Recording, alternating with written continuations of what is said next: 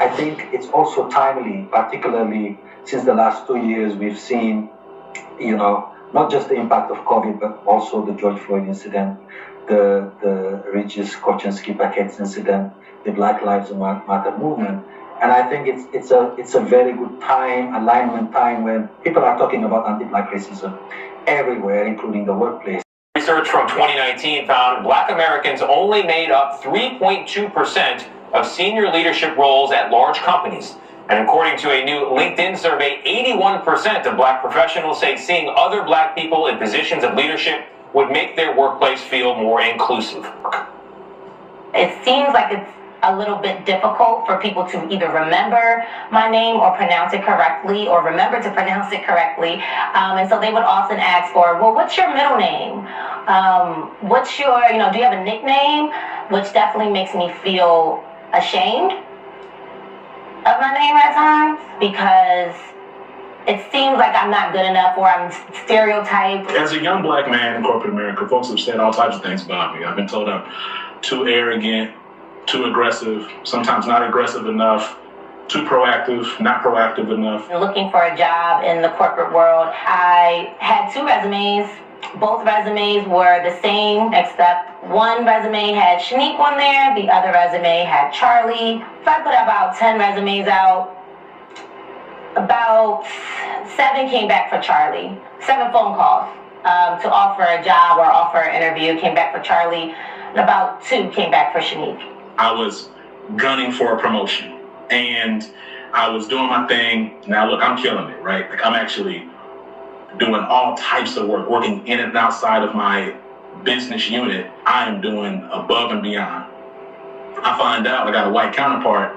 He quits close to the top of the year, and then he comes back right before the promotion decisions are determined. And that guy got promoted with me. So equal outcomes, but effort was not equal.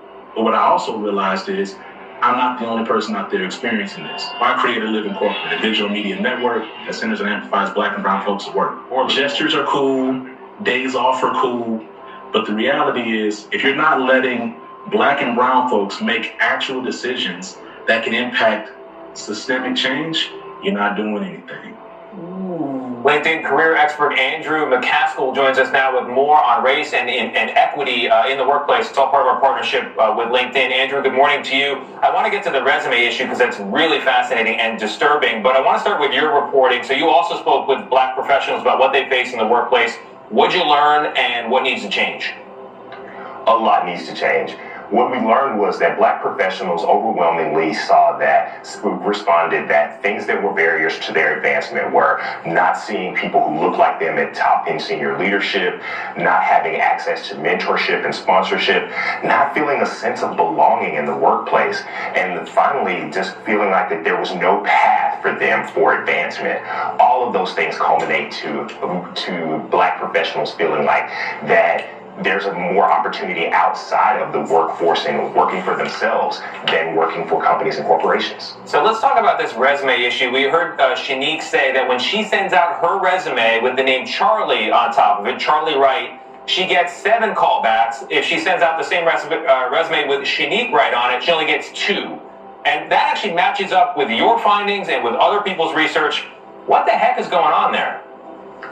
What happens is oftentimes unconscious bias is in place, sometimes just actual bias is in place, but people with equal qualifications and skills don't always get equal outcomes. And the unfortunate fact is that a lot of professionals are starting to feel like that they have to whiten their resume or remove racial descriptors from their resumes. I went to a historically Black college. I went to Morehouse College. I can't imagine having to thinking I have to take that off of my resume. But the onus is on the corporations to put things in place to make sure that racial discrimination in their hiring process doesn't creep in. And you have to be intentional about it. It doesn't just happen organically. Yeah, so let's talk about the intentions, because I love Zachary and I love Shanique. I thought they raised really great points. So what should employers do to put that in place and be intentional? Give us 2 top things they could do today. Today is they can do blind recruitment where they look in the hiring process and start to just only look at qualifications and skills. The other thing that they can do is that they have to hold themselves accountable. They need to start to measure and think about the number of people from underrepresented groups who are applying for roles and opportunities, and then juxtapose that to the number of folks who actually get callbacks and get hired in the end. This is not the responsibility of the job seeker. It requires extra effort for inclusion, and that has to be something that everybody at the corporation is willing to go along with. It requires extra effort. You know, they also talk about fear of retaliation, black people in the workplace when they speak up about it. So, you know, you're looked at as complaining or causing trouble. What other obstacles do they face, and how to navigate that? There's so many other obstacles that they face, but I think, Gail, that 1 in 4 black respondents said that they fear retaliation. And so that means that we have to have allies in this process, is that if you are a leader, you should be talking about inclusion, because that sets the tone for culture. People are not leaving, they're just not leaving their jobs. They're leaving toxic cultures, and they're leaving they're not wanting to have to deal with things like microaggressions at work, or feeling like there's hopelessness at work. So one thing that people can do is, if you're a leader, talk about this. Have the hard conversations. It shouldn't just be black people and people of color or people who are other talking about inequities at work, because 1 in 4 black folks said that they felt like that they would receive retaliation when they talk about inequities. Yeah. So we need our non-black counterparts to jump in and talk about it too.